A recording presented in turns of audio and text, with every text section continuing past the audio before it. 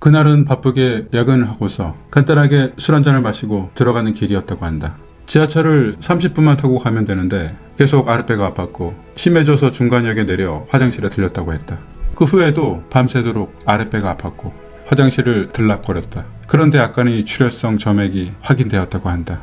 얼른 검색해보니까 상당히 징후가 좋지 않아서 병원에 반드시 가야 하는 응급사항이라는 것. 다음날 그는 휴가를 내고 일찍 병원에 가서 어제의 사항을 모두 말했고 의사는 일단 대장 내시경으로 봐야 한다고 얼른 관장 조치를 했다고 한다. 내시경 결과는 상당히 충격적이었다. 전반적인 염증이 대장에 뒤덮여 있었고 어서 입원을 해야 하는 응급사항이라는 것. 계속 약간의 출혈이 변에 뒤섞여 나왔다. 그는 회사에 말을 하고 입원을 했다. 며칠간 링거로 항생제를 맞았다. 진단명은 조직검사 결과 궤양성 대장염이었다. 궤양성 대장염은 우리가 흔히 알고 있는 위장염 같은 것과 차원이 다른 불치성 질환이라고 한다. 궤양성 대장염은 일종의 면역성 질환이다. 대장 내에는 다양한 균들이 활동하는데 이것이 불균형해졌고 특성이 바뀌어서 오히려 자신이 대장 조직을 공격하는 자가 면역 질환이라고 한다. 일반적으로 완치가 어려운 불치성 질환이며 그래서 평생 관리하며 살아가야 한다고 한다. 무엇보다 그대로 방치해두면 대장이 사실상 망가진다. 그래서 되도록 빠르게 적절한 치료와 약을 복용해야 한다.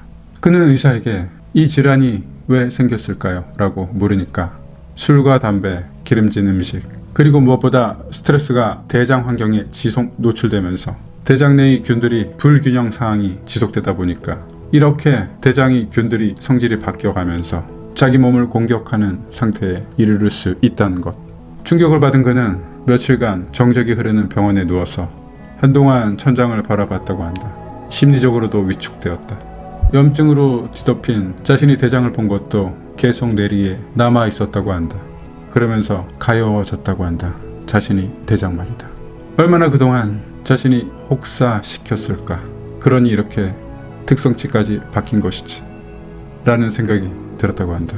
그동안 아무렇지도 않게 가졌던 술자리, 늘 야근을 하고 소주에 삼겹살을 누렇게 익혀 먹었던 그 수많은 시간들, 그리고 늦은 기가와 늦은 잠자리와 끓여 먹었던 라면과 야식들, 회사에서 다양한 일들과 그리고 스트레스 모두 자신이 자초한 결과 같았다. 그렇게 며칠 침상에 누워서 천장을 보며 시간을 보냈다. 다행히 항생제 치료는 상당히 경과가 좋았다. 그러나 이제는 그는 치료약을 매일 먹어야 한다. 그 후로 그는 과거와 거의 단절된 듯 직장에서 완전히 다른 모습을 보였다. 아니, 그래야만 했다. 입에 자주 대던 술과 삼겹살 그리고 잡스러운 간식들은 입에 대지 않았다. 웬만한 회식과 습관적인 저녁 약속은 단절해야만 했다.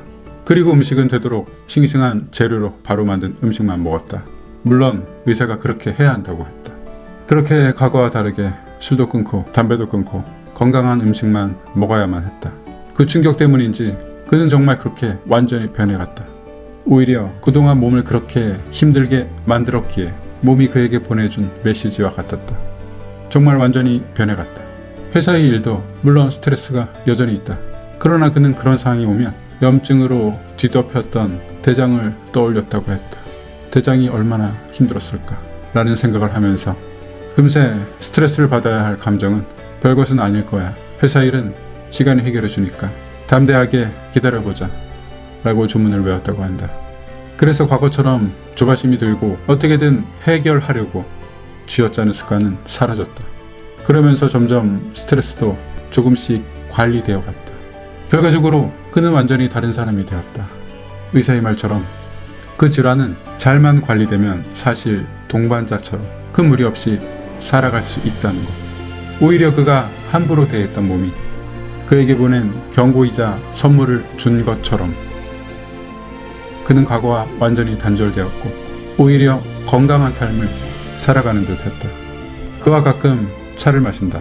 나는 커피를 마시고 그는 오곡을 갈아서 만든 선식 같은 차를 마신다. 그는 온통 건강한 것만 먹는다. 그것도 생각보다 맛있다고 한다. 내가 보기에는 그는 사실 회사에서는 다른 사람과 큰 차이는 없다. 업무도 여전히 잘하고 평상시와 크게 다르지 않다. 다만 과거의 스트레스, 술과 담배, 그리고 대충 때우던 식사, 무엇보다 그다지 중요하지 않은 약속과 술자리와 같은 것은 그의 직장 생활에서 모두 사라졌다. 몰라보게 달라졌다. 그 일 덕분에 오히려 직장 생활에서 그를 힘들게 만든 것들이 그에게서 대부분 제거되었다.